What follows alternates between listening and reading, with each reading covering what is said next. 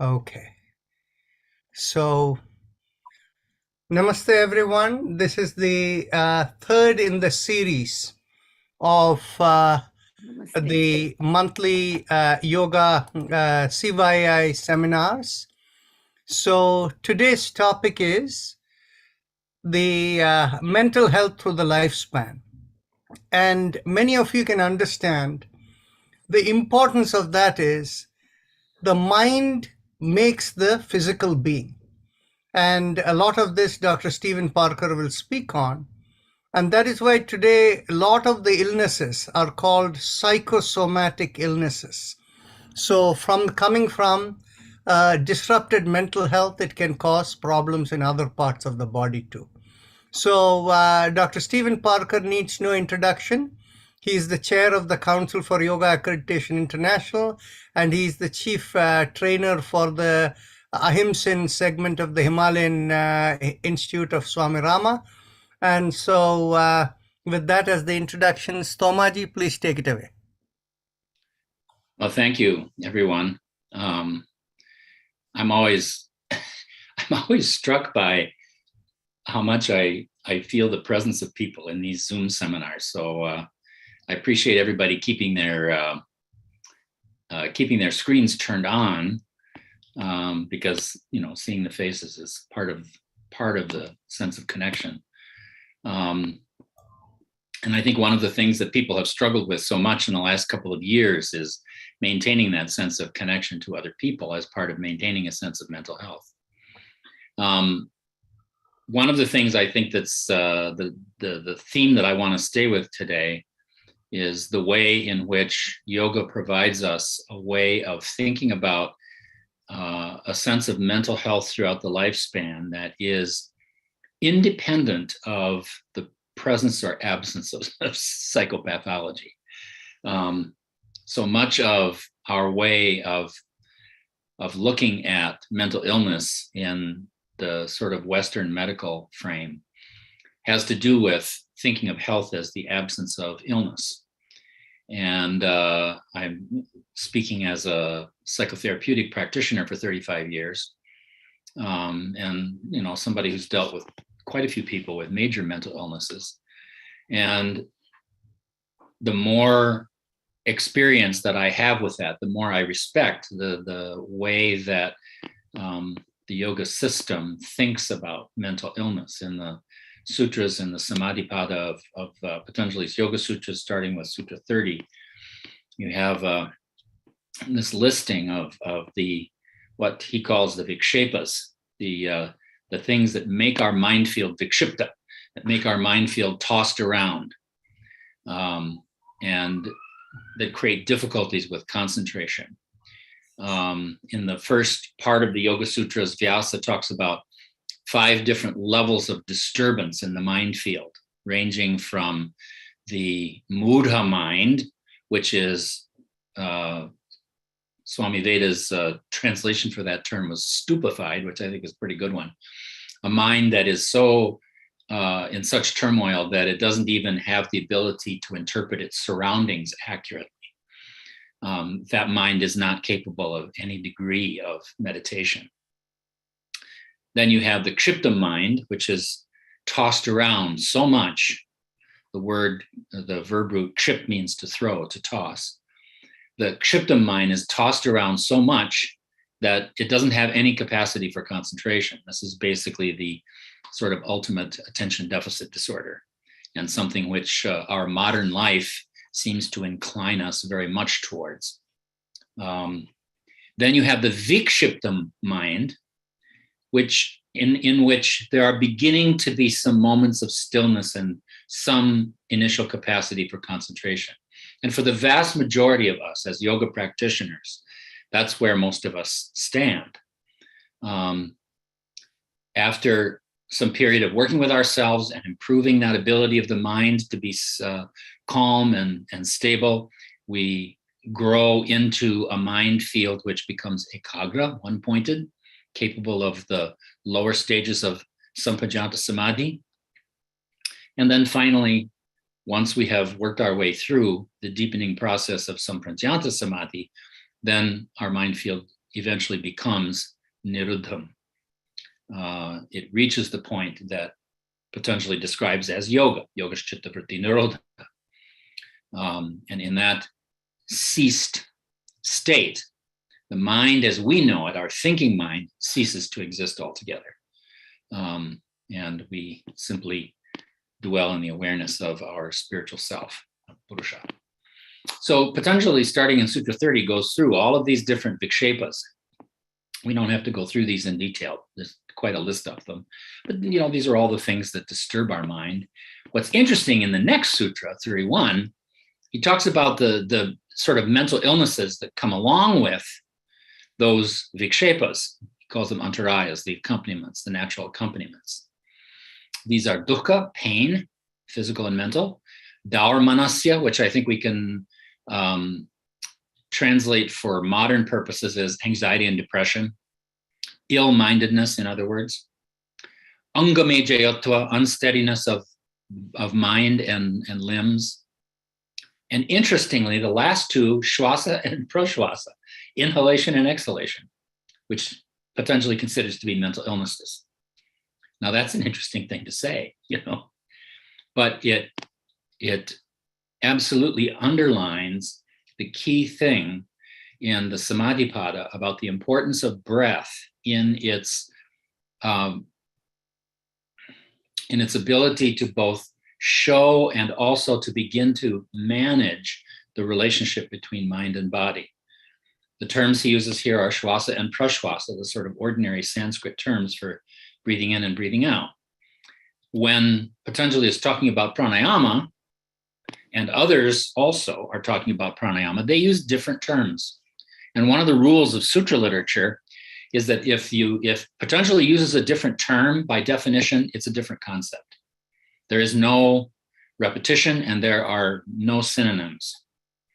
And so he's distinguishing here between unconscious inhalation and exhalation and conscious observed inhalation and exhalation, which he talks about further on in Sutra 34, as one of the means to getting to samadhi. And so these are sort of the yogic concept of mental illnesses. And, you could pretty much pack the whole DSM-5 into the first two or three, actually.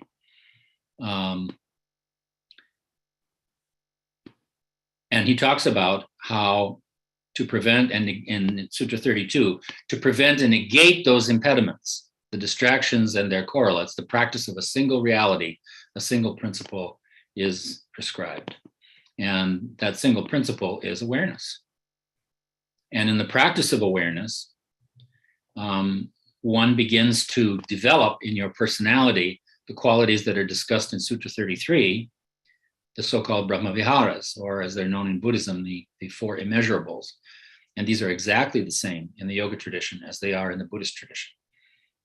Maitri, friendliness and selfless love, karuna, compassion, mudita, joy-mindedness, and upeksha, the capacity to be non-reactive in terms of your emotional equanimity. And the more you practice this single principle, which is described in the next sutra as the awareness of breath, the more these qualities accumulate in your personality. And this is absolutely a sort of precursor and predictor of what we're discovering in neuroscience. The practice of mindfulness creates what one researcher, Dan Siegel, a neuropsychiatrist at the University of California, Los Angeles, calls by the mnemonic of the word COAL, C-O-A-L, compassion, openness, acceptance, and love. And these are all, as you can see, concepts that are very harmonious with the idea of the Brahma Viharas. So the more you practice the awareness, simple awareness, this is really the key principle in yoga. Where there's no awareness, there's no yoga going on. regardless of which practices you're talking about, yamas and niyamas, asanas, pranayama. The capacity to observe with awareness is the thing that changes our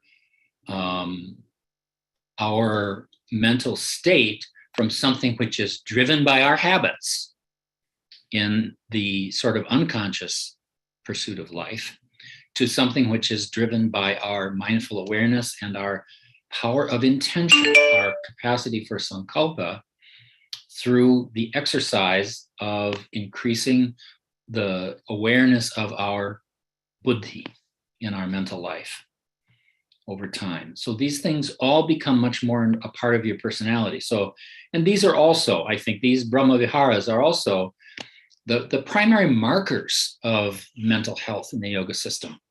As you become more mentally healthy, this is how your personality develops. You know, you develop a more loving, compassionate, joy-minded, and equanimous kind of mental life,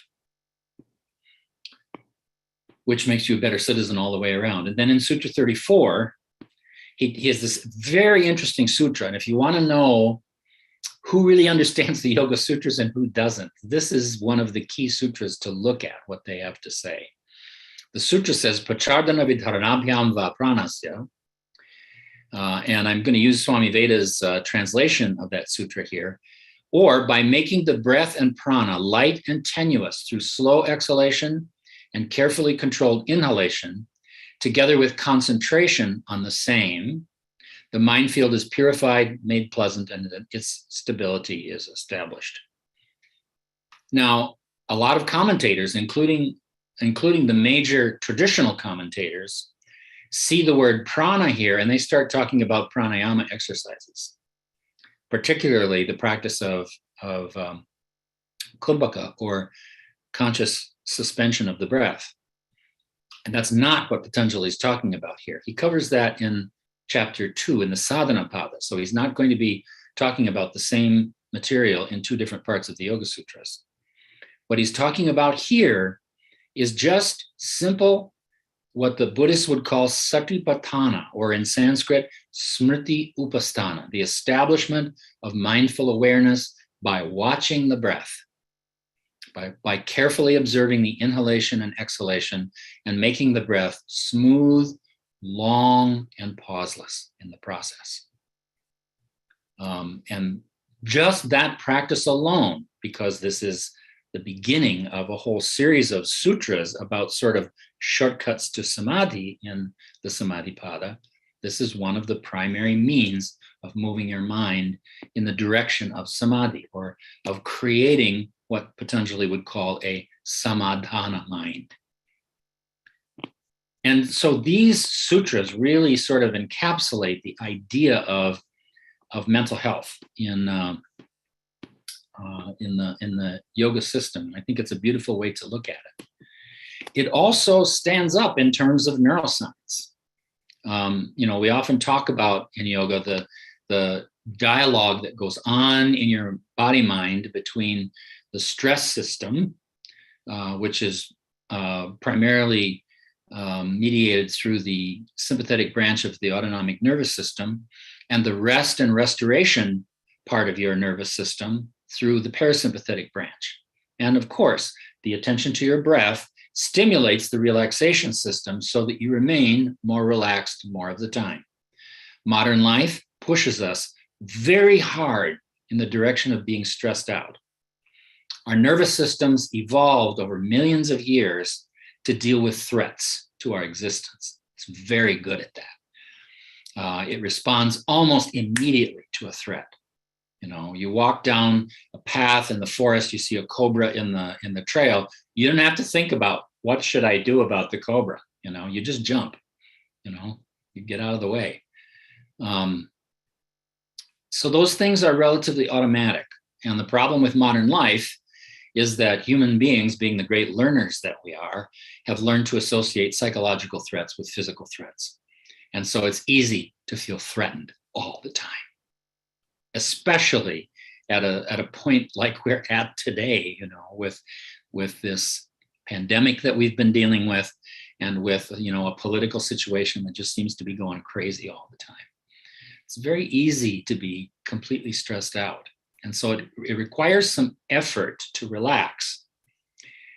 The switching on the relaxation system is something that requires your intention. You have to make a conscious decision to do it.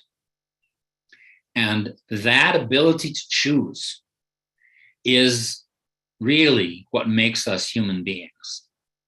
We're not human beings because we're smarter than other species. It's possible, actually, that some species are more intelligent than humans, particularly whales. And they've been smart enough not to build a lot of stuff on the earth that pollutes the atmosphere. So there probably are more intelligent species than human beings.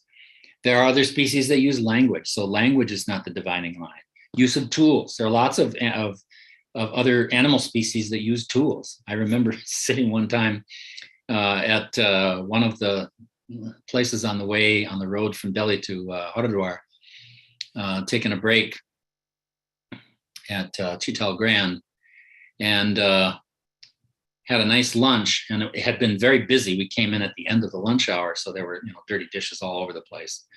And I was sitting and looking at this other table, and I watched a raven come and pick up an almost empty container of ice cream and jump up on the back of a chair, holding that container with his claws using the chair as a tool, and starts eating the ice cream out of the container.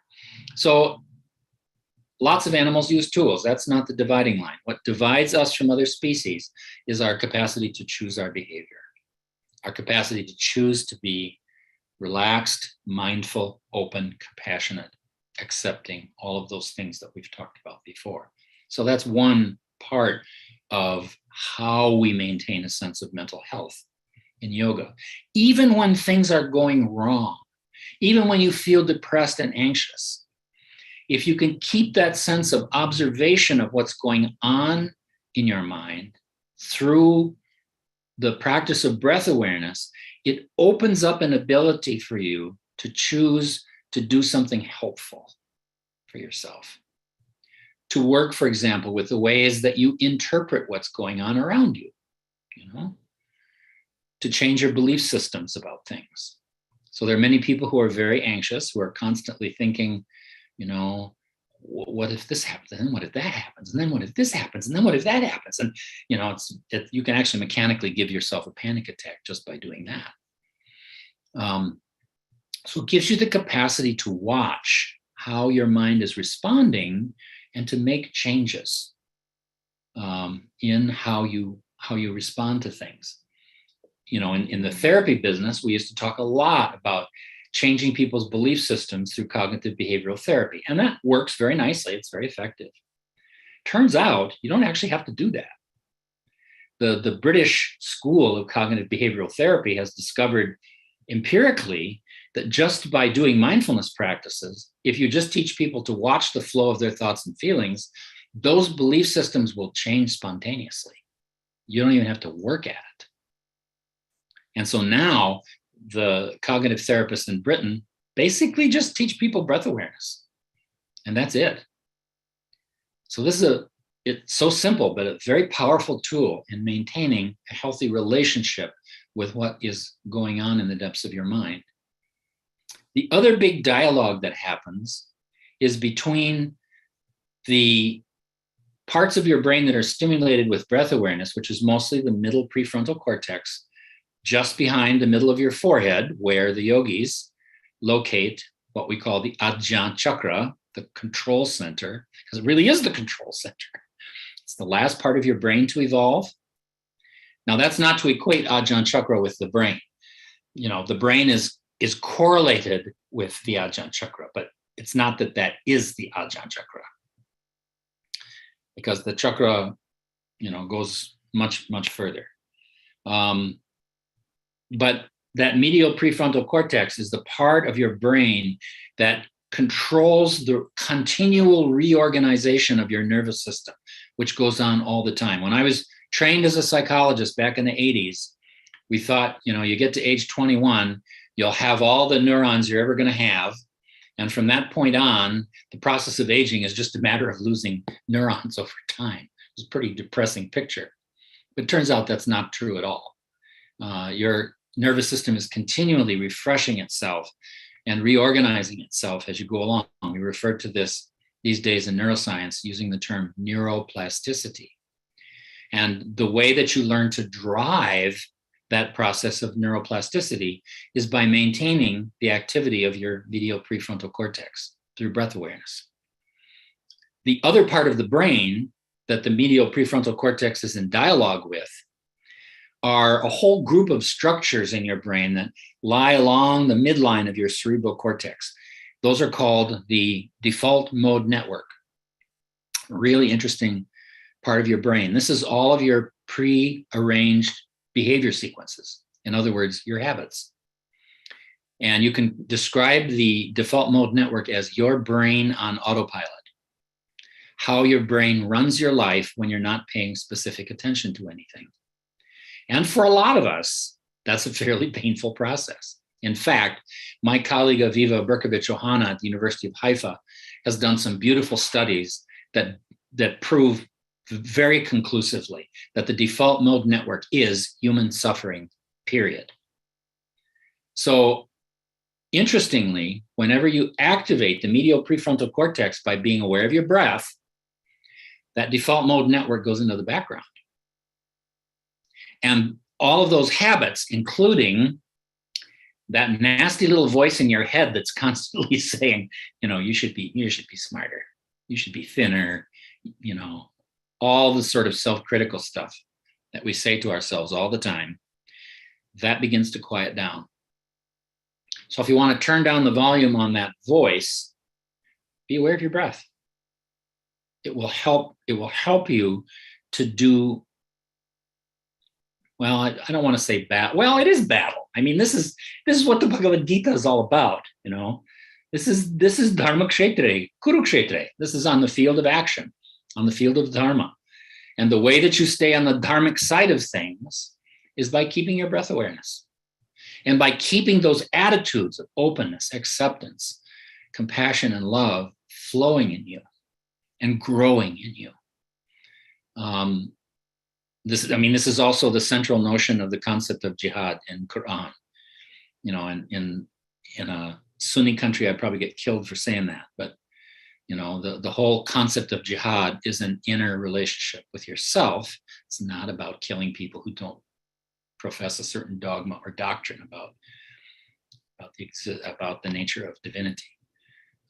It's about the day-to-day battle to keep that part of yourself alive, to keep your mentally healthy, growing heart alive.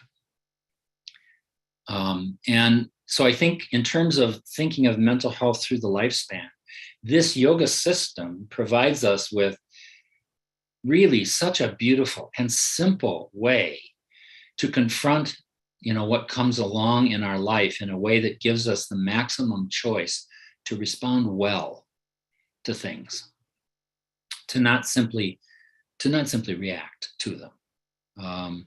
This attitude of upeksha among the Brahma Viharas, for example, is just Yoga Sutra's way of talking about this relationship that goes on between the medial prefrontal cortex and the default mode network.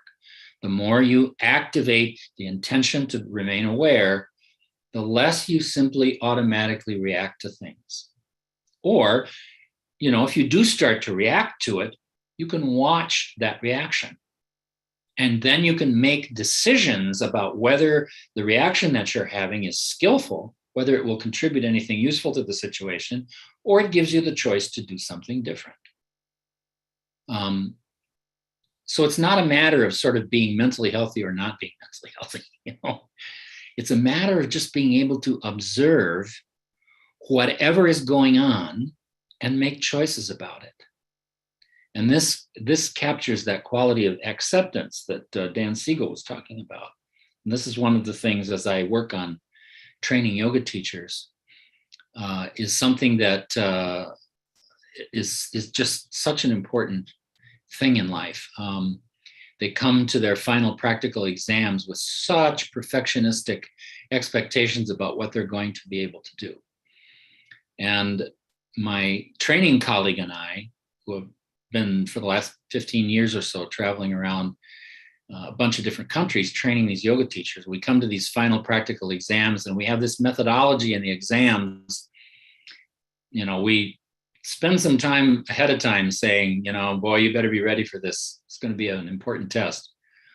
So we kind of get their expectations going, and they come into the practical exam with all of these perfectionistic expectations of themselves. They do a 1-hour class, and then we give them a minimum of 90 minutes of feedback. Actually, more often it's 2.5 hours of feedback. All of it positive. All of it positive. We don't criticize the mistakes that they make. We give them comments on what they do well. And we as my colleague Ashutosh Sharma says, we throw flowers at them until they cry. We deliberately try to break their perfectionistic expectations of themselves, because this is the last chance we have to influence how they're thinking about their work. And this is so important, because if you can't accept where you are, even if it's a very flawed place, you have no starting place for a process of change. If you can't accept where you are, you have no hope of getting better. This is just so important. And I'm having lots of lessons about that now. My spine is falling apart. I went to the orthopedist the other day, and the situation in my spine is worse than I thought. May even have to have some surgeries on it. A lot of pain, a lot of difficulty moving around. It was quite a task for me to get to the computer this morning at 9:00. And I'm having to accept a lot of things about having an older body now that I'm not particularly happy about. But it's not killing my mood. And I can feel in myself the seductive tendency to want to withdraw, for example, and to not be engaged with people. And I understand myself enough to know that I must not give in to that temptation. It's so important. And I can't tell you how much better I feel sitting in front of you here today, having some connection with you over Zoom. It actually helps me in terms of my mind-body state to be able to do that. So, I mean, if I were unable to accept where I am, I'd be in real psychological trouble. Thomaji, how much longer will you be talking? This is a good chunk, I think. So I would request that those of you who have questions, you can start putting it in the chat box. And in the meantime, Thomaji, do you want to continue, or shall I? This is basically the most important thing that I wanted to say. We can sort of do the rest in terms of the conversation and whatever anybody needs. Okay. So what I will do is, let me take it from here. And I realize that when Thomaji was speaking, he was speaking fully grounded in the Yoga Sutras.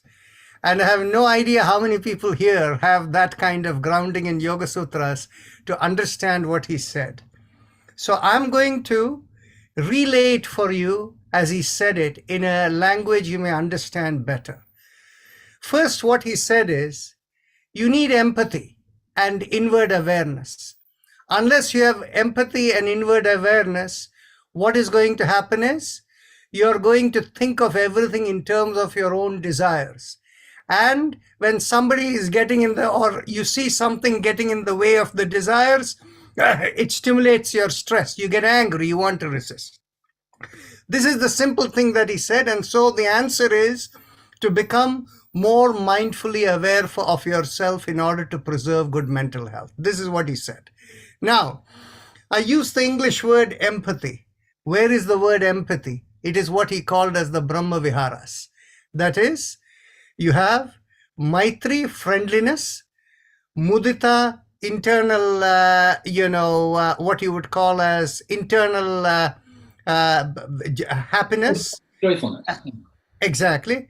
and Karuna, Mudita, and Upeksha. Karuna, you understand, is compassion, understanding of others, how they are feeling. And then Upeksha is wherever you see something that doesn't, that feels averse to you, instead of engaging with it, you just walk away. Upeksha, let it go. So this is the concept of empathy, that is, you are able to sense, you have that empathy. The second element, which he quite very well put in that, prachardana vidarna bhyam pranasya, he's saying, become aware of the inner motions of your vibe, of your energy, where they are going. Keep the awareness within. And as we say in yoga, when you keep the awareness within, your purpose of life unfolds. Then, of course, you're able to have good mental health, and the rest of it that he said. So I just thought I'll translate it in English words. Hopefully that was helpful for some of you. Now, I'm going to share with you examples of where we see things go wrong in younger age population, middle age population, and older age population. I come across a lot of young people who are like 16 years old and 14 years old and 19 years old, these kind of people. They are already on, I'm going to do something. I have muted everyone, so that way all the hosts and co-hosts can unmute themselves. This way, once we are finished, I will open it out for conversation. Okay. So coming back, for younger age group, what do I see? I see when people are unable to empathize and they are unable to have inner awareness, they are conditioned. A lot of young people are conditioned by their own sense of ambition. I want this, I want that. And sometimes it's also the parents who are feeding it in. So what happens is, in this due process, a child, or I will say, adolescent, this person is studying very hard, is skipping on sleep. And remember, the last session was on the importance of sleep, right? The session that we had. They skip on sleep, and eventually a certain proportion of such children whose physical being is unable to take it, they eventually end up having mental health issues as well as physical health issues, which take a toll on them. And a few examples I have seen is, in one case, this person's entire muscular system collapsed, and he needed to take 2 years off from school to recover, with a lot of physiotherapy and calming of the mind and all of that. In another case, the person was getting perpetual migraine headache that would never go away. And so the person was on so many nerve suppressant pills, it was ridiculous for a 14-year-old girl, right? So in a younger age, what happens is, when people's ambitions go out of bound, whether they're created from their own mind or from that of parents, what happens is they lose inner awareness and they lose empathy. What happens? Such people, they lose patience with others. They only want what they want. They don't care what others are. They get angry at everyone, right? So this is the thing that we see among a younger age population. When you come into a middle age population, you see the same dynamics play differently. Somebody who is looking to build their career, and husband and wife somehow think income is so important that they have no time for each other or the children and other family members at home. So what happens? There is very little home cooked food. Quality of living goes out of the door for the same sake of thinking, I want my professional life, I want my income, whatever else that may be. That kind of phase takes over. And of course, as they say in yoga, if you decide you don't have time for yourself, finally, you won't have a choice. You have to find time to rebuild all the damage you have done to your health by spending enough time with doctors and all of that, right? Now, once people go into the older age, there is another set of issues that come. As part of the aging process, the physical abilities become less. As the physical abilities become less, the person should not stop doing what they can do. They should do what they can within their ability. Not to overdo, not to underdo. Now, if you have doting children or whoever who want to take care of you, and they keep telling you, Mom, Dad, you simply sit over there, I'll take care of things for you, that is not good for the mental health of the aging population. They need to feel they want to do so. If they want to do something, let them do. But make it in a place where they are never forced to do anything. And the second thing is, when you also know that they don't have the capacity to do something, but they will not listen to you and they want to do it, don't tell them not to do it, but instead stand behind them to support them when they need it. So what happens is, so you can see how the mental health issues play out and how you can work against each of these places that you see that is happening, right? And in fact, Sanjeev Krishna, Guruji from Dubai, the bulk of the people whom he is working with are people who are in their middle age, and they go through their working life and they are running themselves crazy. And at that point in time, yoga brings them back to the point where they begin to bring that sense of inner awareness and empathy that restores the mental balance. I just wanted to say this in different words so that all of you can appreciate what Stomaji was saying from the Yoga Sutras and how it relates to the life. So with that now, we are open for questions. So we have some questions already in the chat box.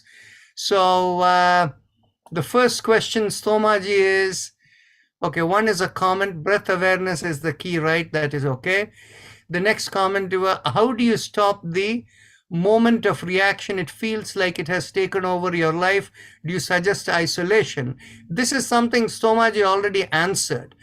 What he said is, everything is how behaviorally you cultivate, whereby if you stay in the same way for a long time, the neuroplasticity, your neurons connect in a different way, and that becomes your default mode network, whereby you become that nature. So he has already answered that. So in other words, regular practice of self-observation, meditative practices is the way. What is the development time for Brahma Vihara? Now, it's both immediate and lifelong at the same time. I mean, you begin to cultivate that attitude the moment you start to observe the flow of your breath. Immediately changes how you feel about yourself and the situation that you're in. And it also accumulates as a growing habit over the course of a lifetime. And those long-term effects on people's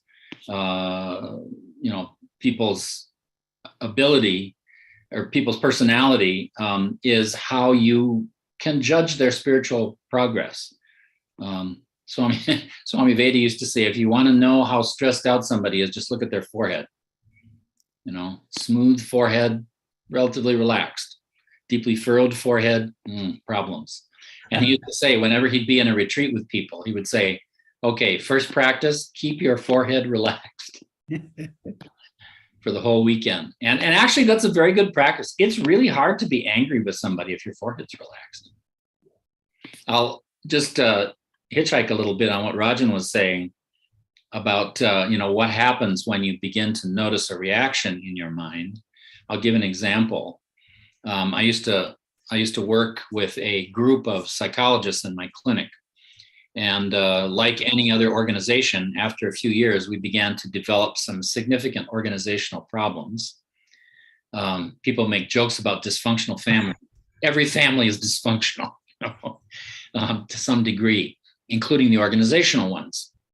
And so we were alerted to this by some fairly significant symptoms. A person who was working in our office got sexually harassed by one of the owners of the clinic.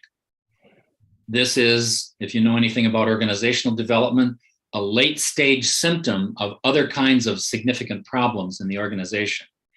So we took it seriously. We hired a consultant. We worked our way through it for like 2 years. We worked on this with each other, learned a lot about ourselves in the process. And after that, things went along peacefully for quite a while. 6 or 7 years later, the same kind of issues began to arise.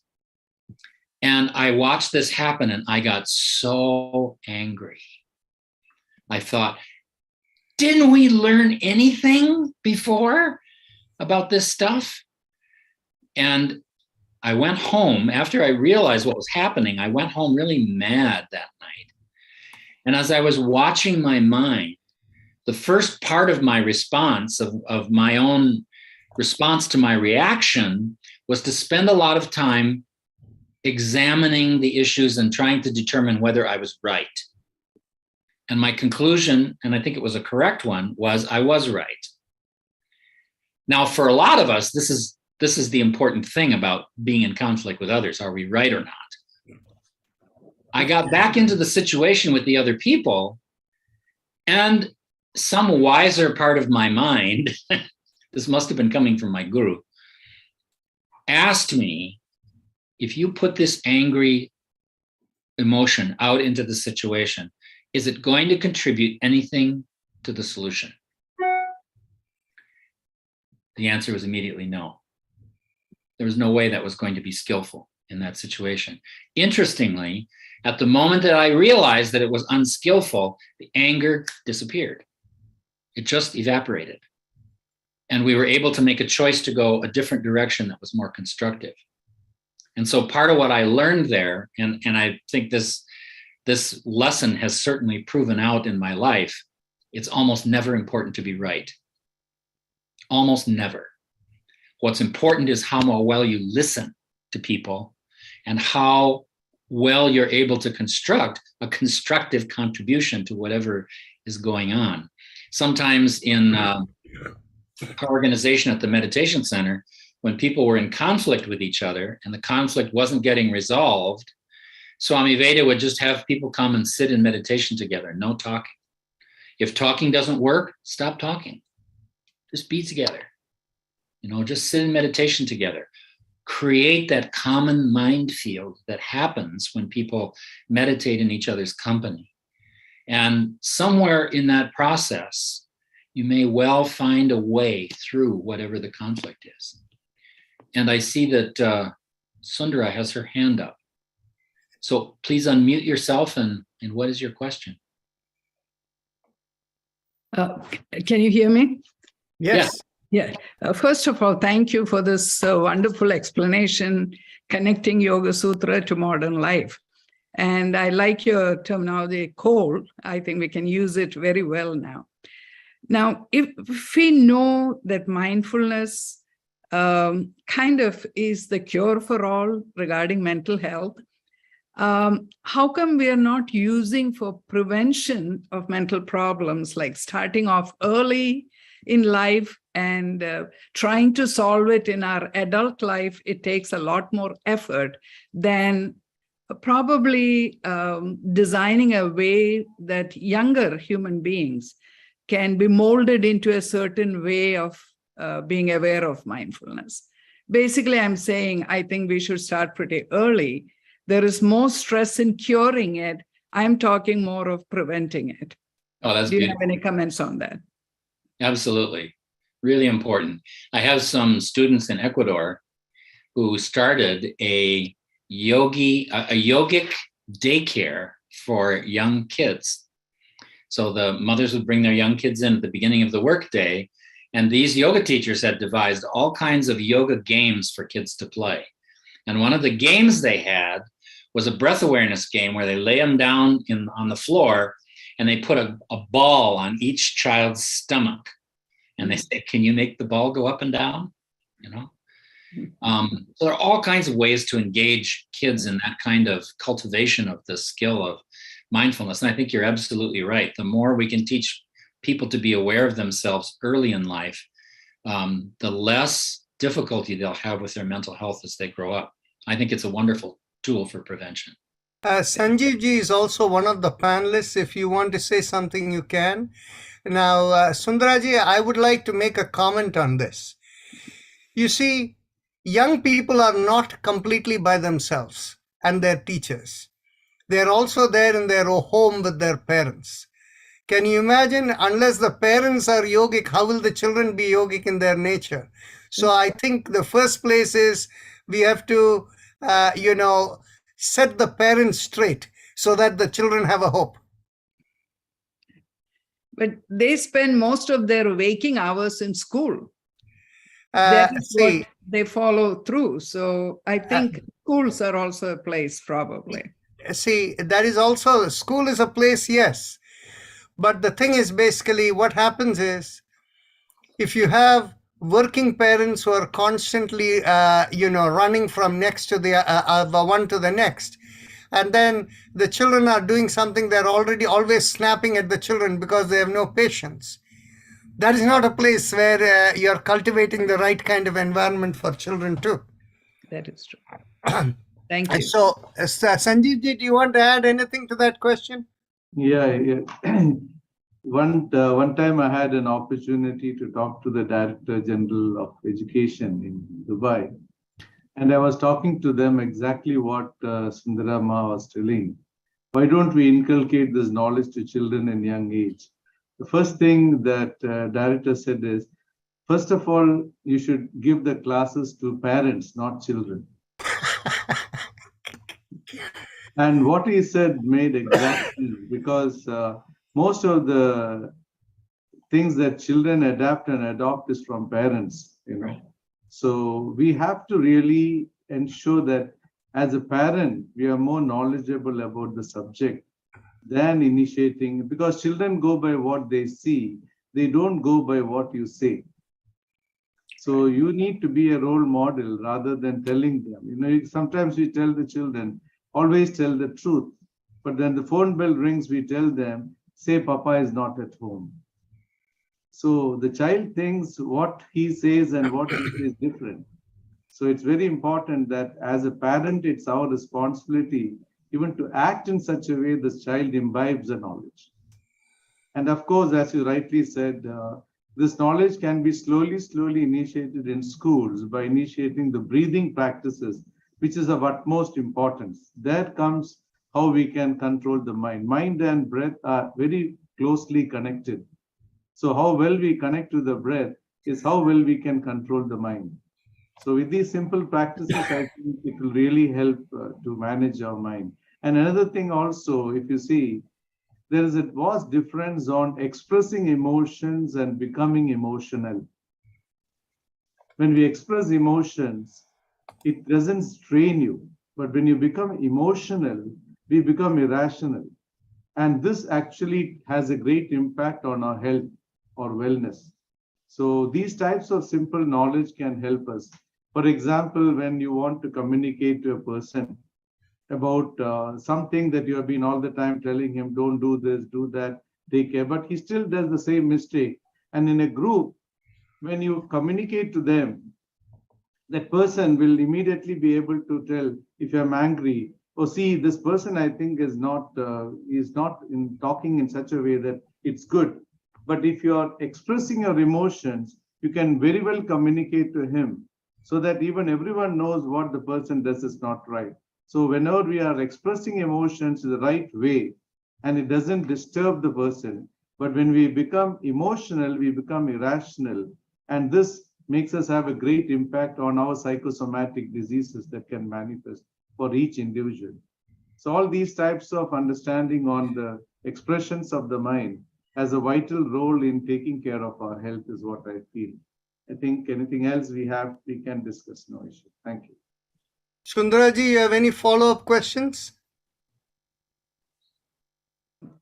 I understand that adults are responsible for the welfare of the children. I was thinking, what are the different ways we can do it? But home environment, school environment, everything, I think we should be pushing that a little bit more in people who are knowledgeable how the mindfulness works should be able to do that. That is my request, that's all. Another of my teaching colleagues is a fellow in Australia named John Selinger. And John tells a story about his relationship with his father. When he was a boy, all of a sudden, every day at about 5 o'clock, all of a sudden the house would become full of this sense of quiet and peacefulness that was tangible in the atmosphere. And as a kid, he could feel this and he wondered, where is this coming from? So he started walking around the house to try to find it. And he would always find his father sitting in his afternoon meditation. So he would just sit down and do the meditation with him. Some years later, John was a very well-traveled person. He went to school in England. He had jobs all over Europe. At one point, he happened to come to our ashram in India. That's Swami Ramasadaka Gram. And every afternoon, Swami Veda would come at 4:30 and everybody would sit in meditation for an hour. And he sat down in that meditation the first time he was there, and he realized the same feeling that he felt from his father, who was a disciple of Swami Veda's. And so it occurred in his mind, oh, this is where that comes from. You know, it's an example of this beautiful way that when parents practice, they create an atmosphere that just naturally attracts their kids. I have another student in Hungary, very dear fellow, a wonderful painter named Attila Kondor. And when Attila sits for his evening meditation, his kids just come and sit with him. He doesn't have to ask them. He doesn't have to make them do it. They just come because they feel this love radiating from him. And he has the most incredible loving heart. So that kind of practice in parents creates a natural attraction that will draw kids. And you know, as Sanjeev was saying, kids do what they see, not what they're told. They follow their parents' modeling. They don't necessarily follow what you tell them to do. Yes, Tomaji, you have said more than that. What you're saying is that a yogi, when they are sitting, the vibrations actually span the whole space and it stays there. So what happens is, the key is that as you do your practices in your home, meditative practices, the vibrations stay and grow. And in stages, it engulfs all the occupants who are there and who will come and be there. And automatically, one person's meditative impact begins to slowly impact others around you. But there is one important thing to remember. When people are beginning meditators, they cannot expect their spouse and partners and children are going to change in a matter of another few months or something. Usually, when people begin as beginners, until they have reached a point where they themselves have become elevated, the vibrations don't stay that strong. So it can take a few months or it can take several years to attain that. Right. Swamiji used to say, be like water. Water yields to everything and it wears away everything. So Ratna has a question.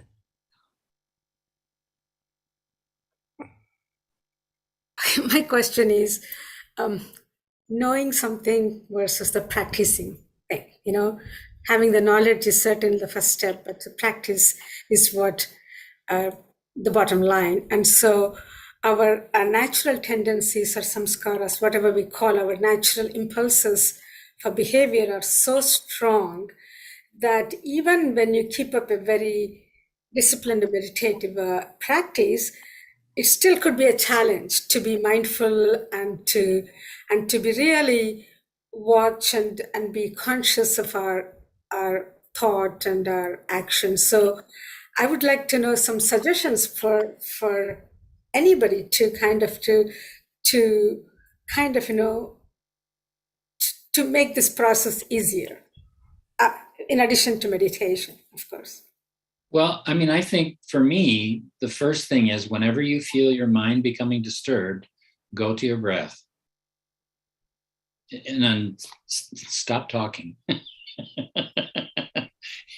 Stop talking and start listening, both to your own body and mind and breath, also to the other person, of course. But I think that sort of grounding yourself when you feel the distress coming on is what begins to create the space for you to figure out some better way to be in that situation. And that part is relatively simple.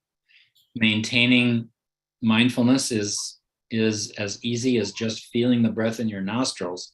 And as you create that observational space, in addition to watching your mind and emotions, which is one way of talking about this, you're also watching the flow of your sanskaras and your karma. Your sanskaras arise in the mind at each moment, and they impel your chitta to act in a certain way. The urge to act is your sanskaras coming into their fruition. And so the real battlefield of the Bhagavad Gita is being able to watch that process occur and be as skillful as you can be in terms of how you respond to it.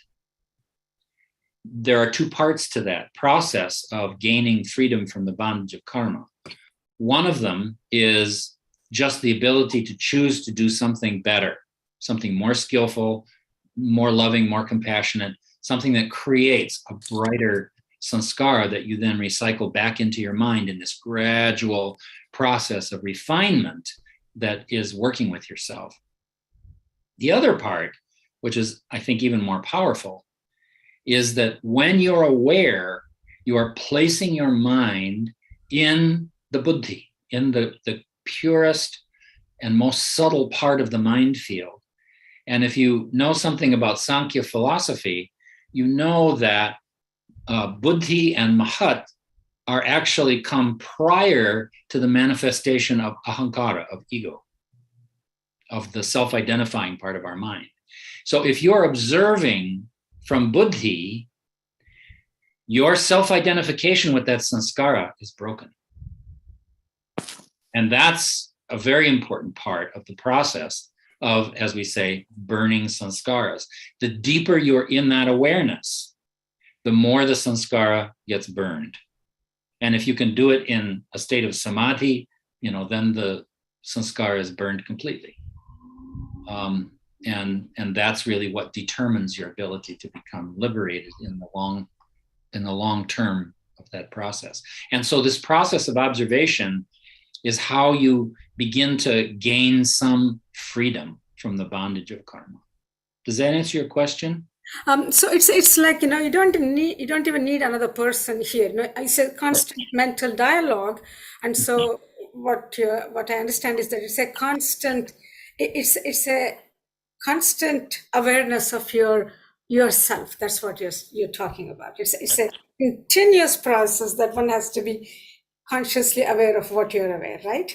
And this kind of applies to the question that has come up in the chat box about how you deal with egos. I mean, the short answer to the question is lose yours. Thank you. And one of the ways you slip out of your ego and your ego's responsiveness to other people is to have some breath awareness. Our former president has no ability to do this. He can't. So he reacts to everything. He is so reactive all the time. And the ability to deal with somebody who is sort of coming on in a very hard, egoistic way is just, again, to be able to soften your own ego identification by using your breath awareness. That allows you to listen carefully to what's going on. And it also allows you to think more rationally about, how can I respond in some way that will be useful? And very often when somebody else's ego is causing a problem, the solution to the problem is natural consequences. And you can present those natural consequences in ways that don't inflame the situation and sort of make things worse. if you're keeping that sort of even-mindedness that breath awareness brings to you. So Ravi Shankar, please unmute yourself, ask your question or make your comments, whatever.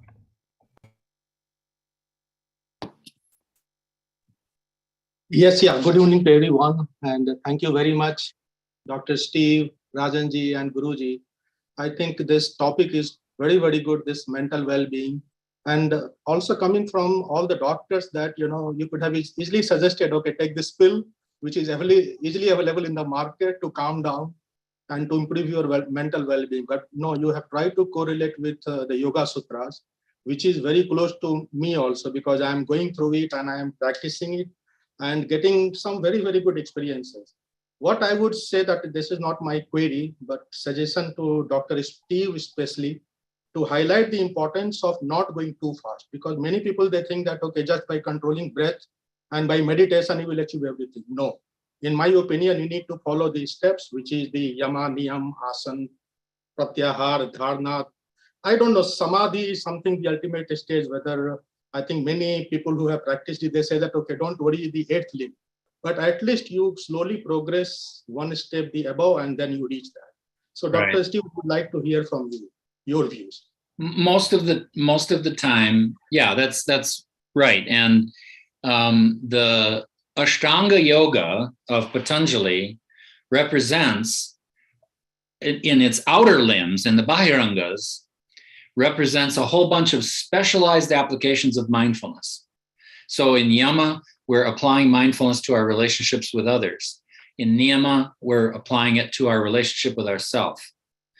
In Asana, our relationship to our physical body. In Pranayama, our relationship to our breath and our prana body.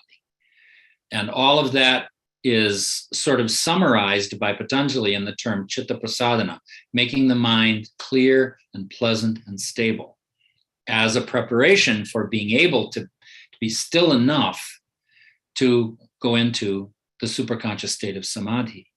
So yeah, it's a gradual process and all of yoga is involved in it. So the beautiful thing about this is, we all have a real struggle to eke out those 25 minutes or hour to do our practice every day. But whenever you're aware of your breath, you're practicing. Even just keeping your breath awareness as you go through the ordinary activities of your day is a practice of yoga. So that way you're practicing the whole day. And that's really the important part. I mean, most of us sort of fall into the category of kind of middle range aspirants in yoga, what Patanjali describes as the Madhyama category of yoga students. And the prescription for people in that state is the 2nd chapter of the Yoga Sutras, the Kriya Yoga of the first half of the Sadhanapada.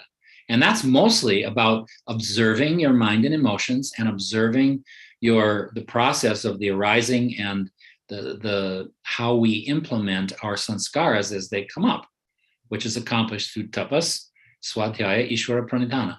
Ishvara pranidhana, the practice of divine presence at every moment. It's just another way of talking about mindfulness. Self-study, same thing. Observation of yourself and observation of the life of a realized person, whether it's a live person or something that's represented in a text, which is the record of a live person.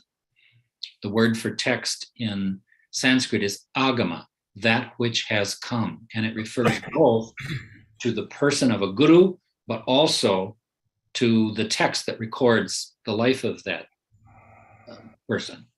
So, and then tapas. And, ordinarily we think of tapas as being some practice of self-denial.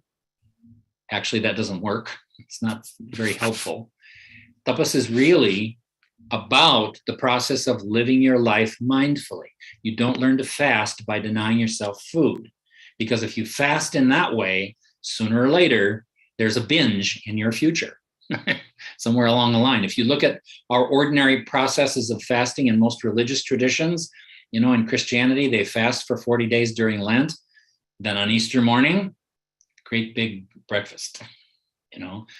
My Muslim friends tell me that, most of them gain weight during Ramadan because the party after the sun goes down is so much more than they would ordinarily eat at other times.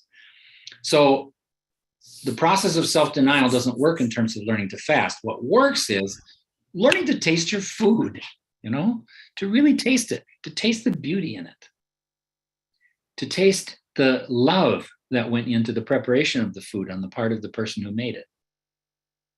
I do, one of my little travel hobbies for the years that I was traveling was to write reviews for TripAdvisor, restaurant reviews. My specialty is Indian restaurants around the world. And no restaurant gets 5 stars unless I taste some love and some joy in the food, no matter how good it is technically. And I have been to restaurants where the technique of preparing the food was exquisite, was off the charts, but it was all ego. There wasn't any love in it. There wasn't any joy in it. And when you have that in a meal, you get up from that meal and you have this wonderful inner smile because you realize you have been loved by the person that made the food. Those places get the 5 stars. And so being able to sort of reach for that experience of joy and transcendent beauty, rather than simply for the satisfaction of hunger, is the key to practicing tapas in terms of food. Same thing in our sexual life. It's not about satisfying the urge. It's about the experience of beauty and joy of becoming something, some greater being than just your limited self. In terms of our sleep, it's about learning to enjoy sleeping, to be mindful enough to watch yourself as you go through the process of sleep in Yoga Nidra. So tapas is really about living a mindful life more than it's about any kind of self-denial. And that's observation, that mindfulness is what really builds you up as a sadhaka. So Ravi Shankar, the answer is, Stomaji agreed with you that everything happens in stages, but then the whole practice of mindfulness is not about denial, but rather engaging in everything in a mindful way and not letting things affect you. And you're right about the stages by which people grow. And the Kashmir Shaivism philosophy actually gives the best insight into this. Not everybody is in the same state. Some people may need very quickly, they may be able to achieve things in the yogic domain, whereas other people may have a very long journey. So each person's journey will look different. So Amit Gupta, you have a question? Go ahead. Yeah. So can you hear me? Very well. Okay. So I'm very peaceful over the weekend. Like I do yoga, meditation, and all sorts of things. But when I go to work, I'm teleworking right now. So when we have a lot of meetings, then I will be like crazy, 4 meeting, 5 meeting. So I do like a lot of WhatsApp, chatting with friends and stuff like that. So that I want that disturbance to go away. I want to stay connected. But is there anything I should do, using your techniques, like a breath awareness or meditation, which can, I can concentrate less on iPhone and WhatsApp and Facebook and Instagram and stuff like that? Do you have any tricks? Yes. Go ahead. Yeah. Swami Veda always used to recommend to people 2-minute meditations throughout the day. Because even physiologically, in terms of neuroscience, we know that the effects of meditation are additive. So 10 2-minute meditations during the day is the same as sitting for 20 minutes. Okay. And hardly anybody is going to take notice if you just sort of push away from your desk for 2 minutes and go inside and ground yourself. Same thing for the beginning of a meeting. Just sit there for a minute and, keep your eyes open, but keep your mind inward and your breath awareness for 1 minute. Just ground yourself at the beginning of the meeting so that you can keep your balance in the process of things. And as as issues come up that might tend to provoke you, I think you'll find yourself gradually becoming more immune to being pulled off your center by them. Now, there were a few other people who were trying to unmute themselves. Tammy, Neeru Agarwal, Hania Kabara. Any of you like to ask a question? Go ahead, Tammy. Thank you. Stoma, so good to see you again. Dr. Rajan, of course. My question was when we were talking about Ratna's question about burning the sanskaras, and like, Stoma, you said we have like these opportunities, right? Which I see they keep coming up, and then how we choose to react with them. My question to you, like, are they like when we go through a deja vu, is that technically what that is?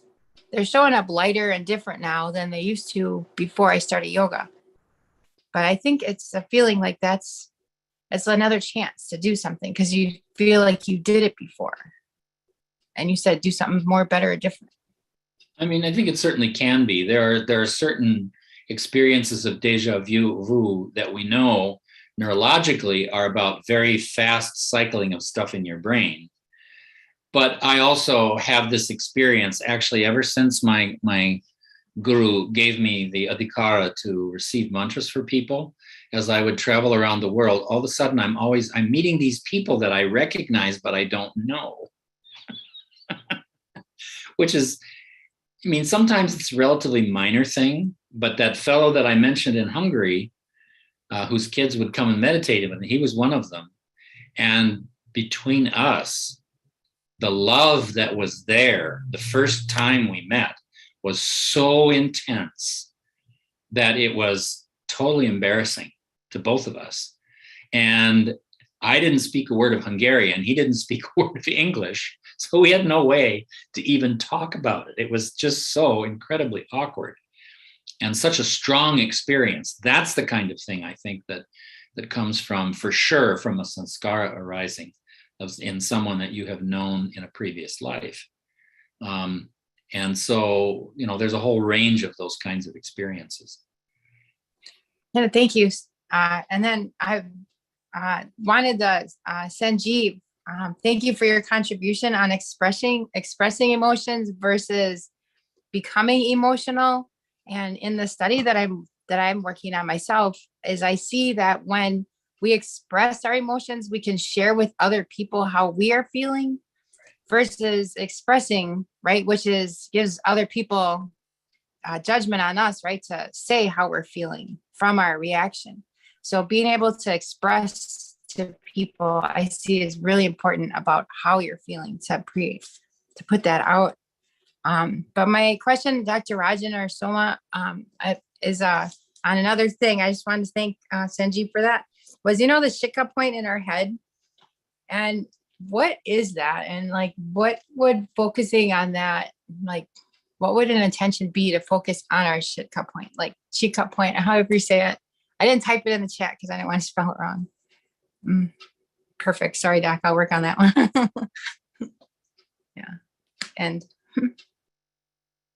in one subject I wanted to talk, Amit was asking, like, when he's relaxed, he is much more thing, but when he gets to office, he becomes crazy, right? I mean, the thing is, we human beings have an approach of one is I love to do, one is I have to do. Whenever you have to do, it is more a pressure. When you love to do, you enjoy it. Whenever you feel you want to do, you're reacting to the situation rather than enjoying the situation. And if you say if you don't have job, you are upset. Isn't it? When people don't have job, they become upset. Right. But if you have job, you should be able to enjoy it because that's your requirement. So whether you want to do anything for that matter, you love to do helps you to enjoy every moment of your life. When you react to it, it disturbs you, and negative emotion has a negative impact on the secretions of your own body, which can also lead to plenty of psychosomatic issues. So if you really see, we have to do our duty, our dharma. So we have no choice.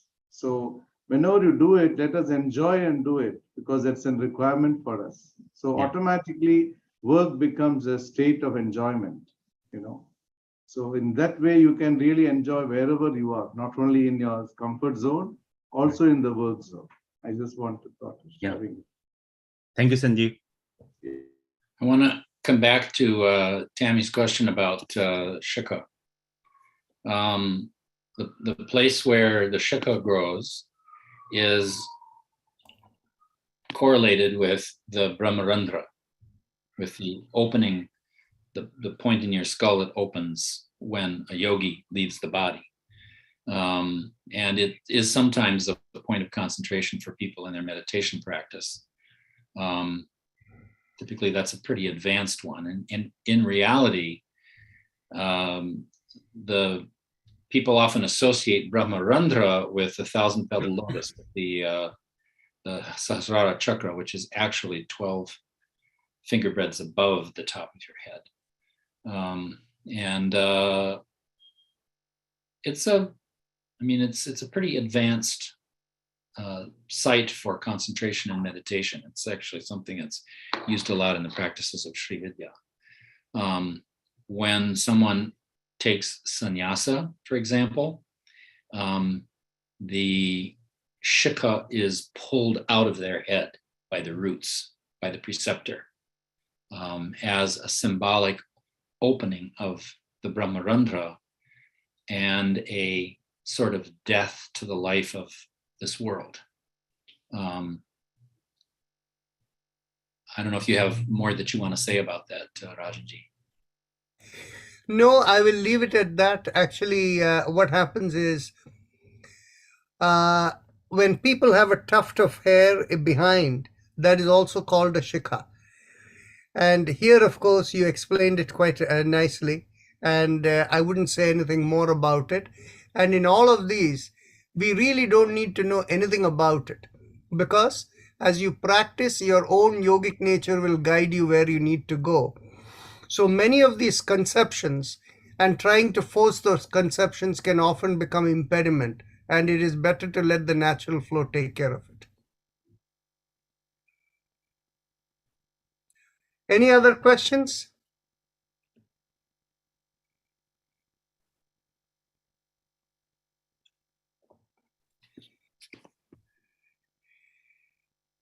Okay, so is there anybody here who has observed anything related to how people react or whatever, and it strikes you that mentally that the way they are reacting doesn't seem normal or something? If you have a question, you can place that over there. This is what you observed. How do we understand it? We still have 40 minutes time. Neeruji, go ahead. Yeah. Yeah, just a question arise to my mind that what is the purpose of shikha, and what was the reason behind that? I just don't know anything about it, because our ancient heredity, they had it and never occurred to me. What is that? There must be some reason. Yeah. Okay, so the question Neeruji is asking about the tuft of hair that is kept in the top part behind of the head, that is called the shikha. Now, the interesting part of it is, if we meditatively look at the nature of the hair, you will find that this part, even though the meditation connection works this way, this part becomes highly activated. And the interesting part is, if you have more hair over here, it enables you to have a greater sense of meditation, but eventually these are only beginning elements. Finally, whether you have hair or no hair has no impact on your level of, meditative connection, your own understanding. But in initial stages, when the person is practicing, it may be helpful. And so as a tradition, it is kept over there. And then finally, there is no need for it. You don't need any hair at all. Yeah, I mean, if I ever progress to my final vows in sannyasa, I'm going to be in trouble. There's no head to pull it out. Nothing up there. Okay. So any other questions? Subramanian Kamal has a hand up. Yes, go ahead. Yeah, more than a question I had, I have a comment for Amit. So from what I see that about his attending meetings, he's all getting excited and all that. I think he's in the state of abnivesha, that I am the doer all the time. And that's probably the one that is causing him all kinds of kind of agony, I would say. If he is not used to or not introduced to Patanjali Yoga Sutras, probably it's a good time to get into this. Thank you. Thank you. By the way, this is like a coffee table conversation. So the introduction was only meant as something to stimulate. So now, feel free to express your thoughts. It need not be a question, opinion, anything you want to share. My question to, again, probably Dr. Steve, that you have already gone through a lot of Patanjali Yoga Sutra. So people who believe in God, that is one side, and who do not believe in God. So what do you have to say on that one? Is it beneficial to both of them, or I don't know? Buddha forbade his monks from discussing the question. And it wasn't necessarily just because he maintained this doctrine of anatta. He realized that it doesn't make any sense to talk about the existence or non-existence of God until you have some higher experience of that level of being. It just, at the ultimate level of the experience of meditation, God is both everything and nothing. It's all of that. And you really, the words and concepts and ideas through which we interpret the world around us are so small and so paltry compared to the experience of God that it doesn't make any sense to even say, God exists or God doesn't exist. I mean, in a way, yoga is a way of becoming a perfect agnostic. Agnostic in the sense of not investing in any particular kind of knowing about Purusha until you actually experience Purusha. And of course, at the point where you experience Purusha, what's probably going to happen is you're going to feel drawn into silence anyway. Buddha, when he rose from the Bodhi tree, he actually never wanted to speak another word, but he yielded out of compassion to the requests of his students to teach something. And so he started teaching and began expressing in words and ideas. But the moment he starts to do that, I'm sure he realized that he's, contracting the actual experience of that greater being or greater non-being, whatever you want to believe about it. So I think it's useful to be, on the one hand, to subscribe to whatever belief system appeals to your mind and helps to draw you along, but let a certain part of your mind remain sort of agnostic and unknowing. There's actually a beautiful Christian text from the 12th century by a mystic named Dionysius the Areopagite called The Cloud of Unknowing, which is about trying to remain in that state of not committing yourself to any particular set of symbols or explanations so that you can progress through these higher experiences of greater being. I would like to add something over here. What Somaji is qualifying carefully is, don't make assumptions of God. That's the point he's making.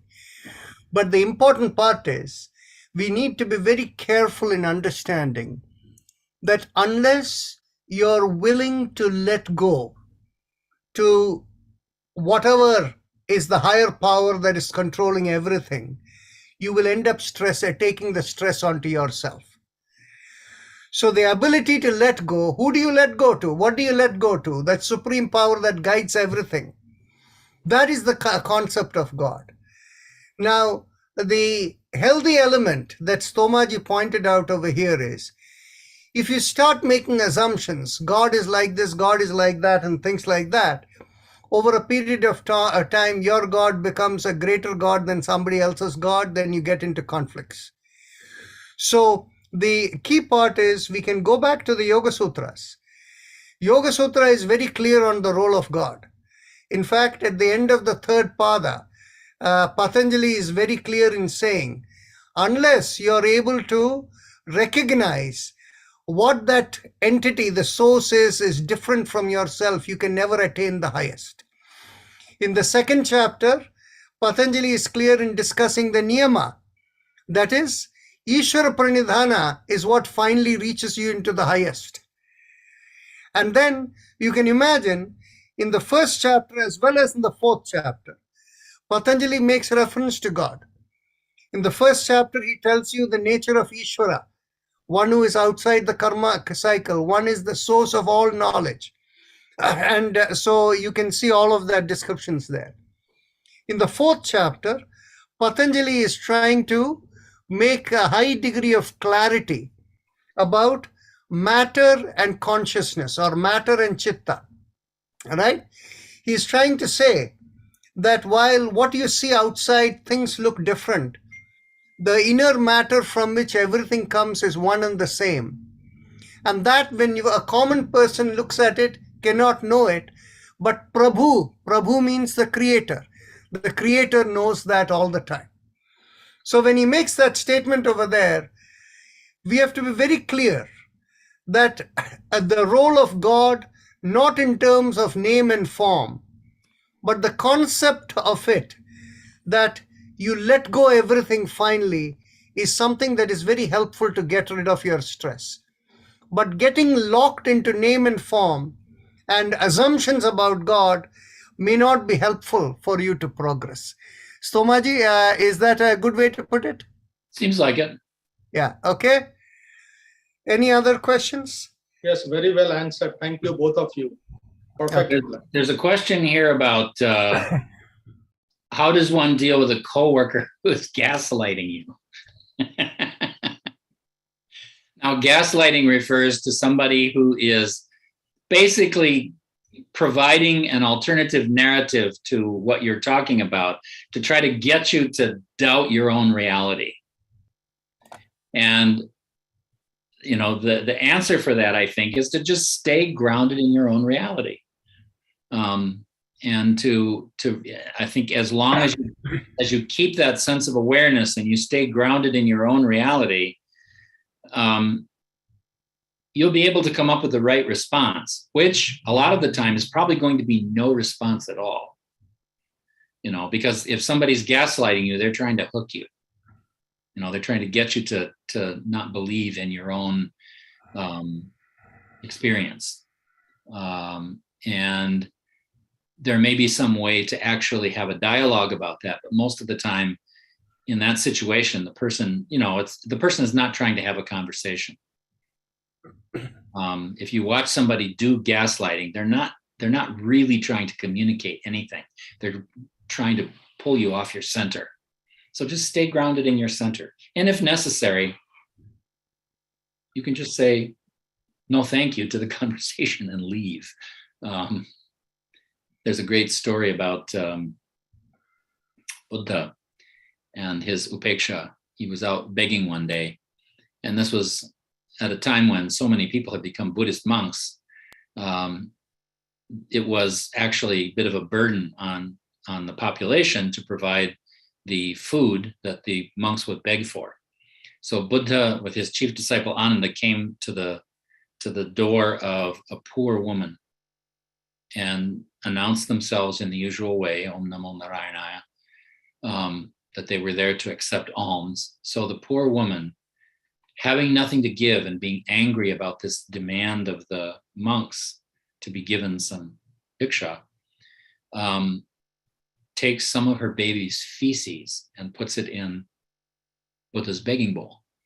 Now his disciple Ananda just gets completely angry at this insult to his teacher and starts berating the woman. And Buddha says, stop. If somebody gives you something you don't need, then you just say, no, thank you. So he just took the feces out of his begging bowl and said, no, thank you, I don't need this. And walked away without reacting. He stayed grounded in his own experience. So I think that's the solution for a situation where you're being gaslighted. And if the person isn't going to give up, then just walk away. So Anya Kabara had a hand up momentarily and then disappeared. Go ahead. Yeah, thank you. I just wanted to comment on the previous question, which is existence of God. I just need to ask, does faith help in achieving what we aim for? Not necessarily only faith in God, but faith in general. Somaji, you want to go first? Sure. The word for it in Sanskrit is Shraddha. And most of the time, I think Shraddha is actually a response to some spiritual experience. In the Christian tradition, a lot of emphasis is put on having faith without seeing. But a lot of times that faith can also be blind. So you have to be careful about that. But I think faith is helpful. And the more you, for example, the more you practice mindfulness, the more you have faith in its effectiveness.